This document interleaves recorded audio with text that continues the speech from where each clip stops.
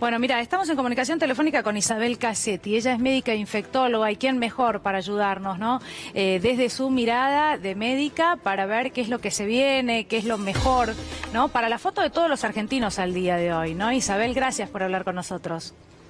¿Qué tal? De nada, buenos días. Buen día. Bueno, a ver, lo hablábamos recién, ¿no? Y los números de casos que conocimos en las últimas horas, la verdad, los 4.250 generaron muchísimo impacto por la barrera de los 4.000, porque justamente estamos frente a una posible apertura importante de los comercios y de otros sectores. ¿Cuál es su mirada respecto de el número, ¿no? De la foto de ayer, estos 4.250? ¿Qué significan? ¿Qué reflejan? ¿Van a subir? ¿Se cree que van a bajar? Sí. Nosotros, por supuesto, que esta cifra la vemos con preocupación, sin ninguna duda, pero tenemos que tener en cuenta que una sola cifra no dice mucho, ni es definitiva. Por lo tanto, pensamos que hay que ver ahora cómo va a ser el número de casos, más otros parámetros que ahora les voy a contar, en los siguientes días. Una cuestión es que tengamos, como comentaban ustedes, bueno, si tenemos 4.000 y mañana tenemos 5.000 y pasado 6.000, quizás eso no preocupe tanto, sino que lo que nosotros queremos que ese aumento sea un aumento estable, digamos, que se mantenga estable. Si mañana tenemos 5.000 casos o 5.500, pero eso se mantiene estable en los días, claro, no va a ser un problema.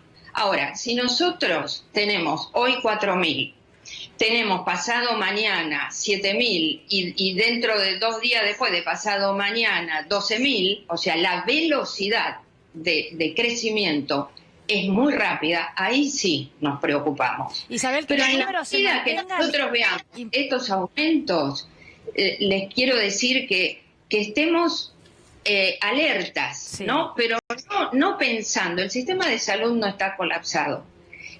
Todo este tiempo ha dado la posibilidad de aumentar las camas de terapia intensiva, como ustedes señalaban, se aumentó. Pero perdón, antes de que nos vayamos de tema, quiero preguntarle por esto que nos decía, que el número se mantenga en los próximos días, la próxima semana, por ejemplo, y que no aumente, no despegue a 7.000.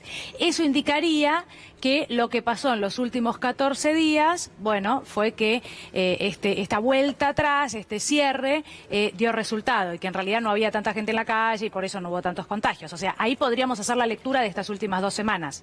Si se mantiene. Bien, en términos generales, ese es el razonamiento, pero los 14 días no vienen al azar, porque nosotros calculamos periodo de incubación, la mayoría de la gente empieza con síntomas en 5 y 7 días, al 10º día ya se define si es enfermedad leve, moderada o grave, y 14 días ya es el tiempo donde ya está definido casi todo. Entonces, es correcto lo que usted dice. Sí, vamos a empezar a ver el impacto en las siguientes semanas. Ese es un punto que quería decir. Y el otro punto, es verdad lo que comentaba usted en términos de la cantidad de muertos, es cierto, pero nuevamente no tenemos que mirar cifras aisladas, aunque son importantes y nos preocupan, pero si miramos la tasa de letalidad, que es cantidad de muertos sobre cantidad de infectados, fíjense ustedes que no ha cambiado, es menos del 2%. Hoy, los datos que dio hoy el Ministerio, 1.8%. Mundialmente es 4.3% y hay países que tienen 10%. Nosotros estamos menos del 2%. Un dato bueno. Ocupación de camas de terapia, claro, ustedes me van a decir, bueno, pero están más ocupadas que hace una semana o 10 días, es correcto. Y están más ocupadas que por COVID y no COVID, es correcto. Pero todavía tenemos margen. Para eso nos hemos preparado. Entonces, velocidad de crecimiento de casos, número de casos y ocupación de terapia intensiva. Eso es lo que tenemos que ver en el tiempo, en los siguientes días. Claro, el tema es que, digamos, 10 días se estarían cumpliendo desde la cuarentena rigurosa en estos días. Tuvimos un fin de semana largo, el 9 y el 10 de julio, que prácticamente no hubo tanto movimiento en la calle. Pero muy bien la preocupación que uno tiene, viene el Día del Amigo, Después tenemos la semana que viene que uno vivió lo que era esta cuarentena irregular, por cierto, como califican los médicos, donde había cantidad de gente en la calle. A mí me pasó hoy, por ejemplo, ayer más que nada, demorar 1 hora y pico en el ingreso a la ciudad de Buenos Aires, por Panamericana o por la entrada por Sarmiento. Uno empieza a notar que hay mucho más tránsito y la gente es como que el ciudadano está mucho más descomprimido. Sí, sí, mira, yo estoy completamente de acuerdo con lo que decís, totalmente. Y vos comentabas antes que esta cuestión de la cuarentena restringida no la vimos en las últimas semanas. No se la Eso vio. es verdad, yo estoy totalmente de acuerdo. Pero tenemos que entender todo, sobre todo la ciudadanía, que ahora se van a flexibilizar algunas actividades, que es responsabilidad nuestra. Mira, hay 3 elementos que estudios hechos en Estados Unidos, el CDC, otros lugares, dicen que son los de mayor transmisibilidad. 1, tiempo de exposición, más de 15 minutos. 2, distancia, menos de 2 metros. Y 3, lugar cerrado versus lugar abierto. Por lo tanto, en el Día del Amigo no nos podemos juntar, porque se dan todas las situaciones, distancia corta. Pero conociendo el paño, Isabel, se van a juntar. Claro. Conociendo el paño, vamos a tener un problema el 20 de julio. Vamos a tener un problema y no va a ser un baby shower. Pero ustedes lo están informando permanentemente. Las reuniones que tienen estas características, tiempo de exposición largo, menos de 2 metros, lugar cerrado, porque se juntan en el living a comer y encima se sacan el tapaboca. Y toman y se abrazan. Para la transmisión. Entonces, esto es lo que hay que decir y ustedes lo dicen. Mira, te pongo un ejemplo que me contaba una persona que vive en Londres. ¿Cuál fue el problema de los bares? Iban todos al principio con tapaboca, mantenían la distancia, 2 metros de cada uno. A la media hora estaban todos mamados en la calle, los abrazos, los besos, sin tapaboca, compartiendo la cerveza, compartiendo el whisky, porque cuando se calienta el pico se termina la cuarentena. Se empieza y la distancia social, y se sacan el barbijo para tomar, que es incómodo, cuesta respirar. Sí.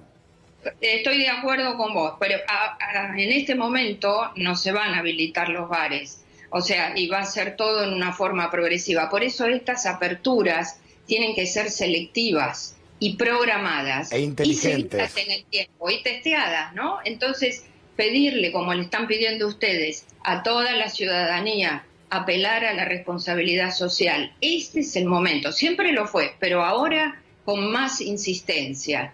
Entonces, si nosotros nos cuidamos nosotros mismos, a los jóvenes por ahí dicen, bueno, no pasa nada, como decías vos recién. Bueno, pero esa persona va a transmitir a un adulto mayor. El adulto mayor se puede morir, ¿no es? Pero Isabel, a ver, si por ejemplo siguiéramos como se cree que va a ser la apertura, porque no va a estar enfocada a bares, restaurantes y tampoco geriátricos, ¿no? Pero sí a la apertura de comercios, que hace unas semanas estaban abiertos, vendían desde la puerta, por ejemplo, de indumentaria, y ahora estas 2 semanas volvieron a cerrar todos.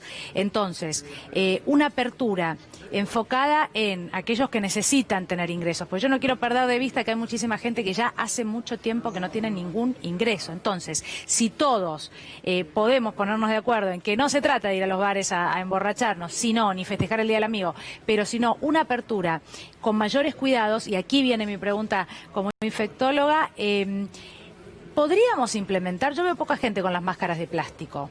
¿Qué validez le da usted o qué importancia le da a que la gente, por ejemplo, comience a tener más cuidados utilizando barbijo más máscara de plástico, por ejemplo, o más cuidados en lo cotidiano, ¿sí? Pero podamos ir hacia una apertura de comercios porque hay gente que lo necesita. ¿Le parece que asegura mayor prevención utilizar máscara de plástico más barbijo?